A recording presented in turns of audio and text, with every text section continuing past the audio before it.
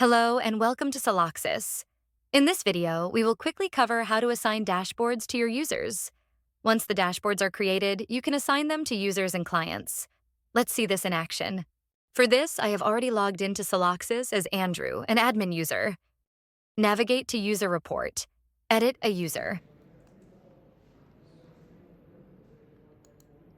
Under the Basic tab, scroll to the Dashboard section. Click on the plus icon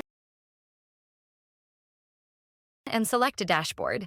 You can also assign multiple dashboards and reorder them.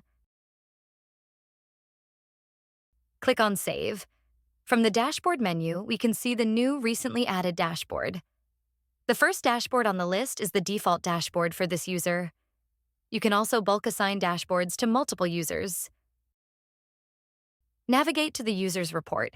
Let's select some users and assign them a dashboard similar to Andrew's. Click on Bulk Edit. Edit. Select Dashboard Like. From this drop-down, select Andrew. Save.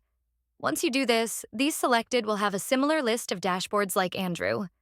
In the same manner, you can do this for clients. This was about assigning dashboards to your users. Thank you for watching.